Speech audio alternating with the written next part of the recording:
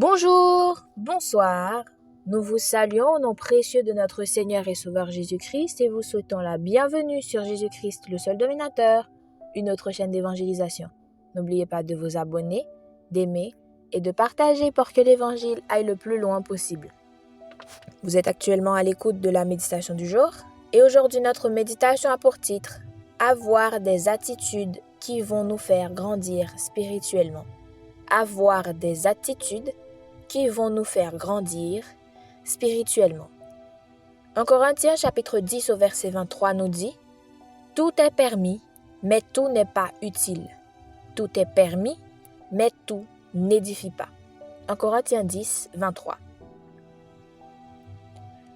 Vous demandez-vous parfois comment être en meilleure santé spirituelle? Comment être plus proche de Dieu, avoir une foi plus forte ou encore faire plus de bien à ceux qui vous entourent? En lisant un livre sur la santé du corps, je me suis rendu compte que les principes qui permettent de se sentir mieux dans son corps sont aussi valables pour se sentir mieux dans son cœur.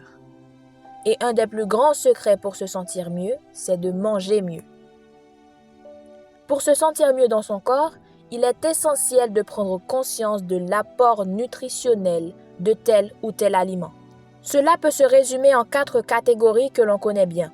Les à volonté, les légumes, les avec modération, les viandes, les occasionnels, les sucres ajoutés, les toxiques, les drogues. C'est pareil dans notre vie spirituelle. Chaque geste effectué, parole prononcée, relation, pensée, film visionné, article lu, etc., a un apport nutritionnel différent qui peut être soit positif, ça me détend, me rapproche de Dieu, de ce que j'aime, ça me fait grandir, soit négatif, ça me met de mauvaise humeur, me fait perdre du temps, m'éloigne de Dieu et peut entrer dans une des 4 catégories. Ces catégories peuvent être complétées différemment selon qui on est.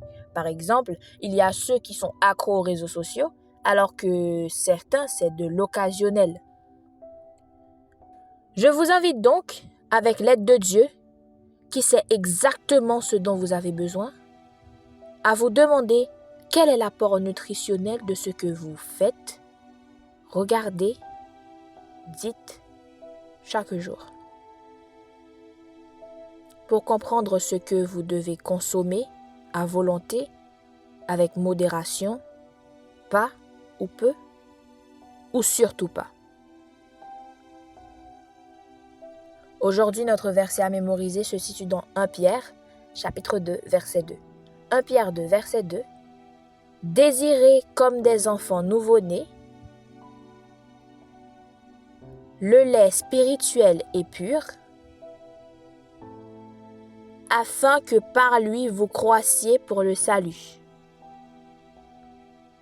1 Pierre 2, verset 2. 1 Pierre 2, verset 2. Désirez comme des enfants nouveau-nés le lait spirituel et pur, afin que vous croissiez pour le salut. 1 Pierre 2, verset 2.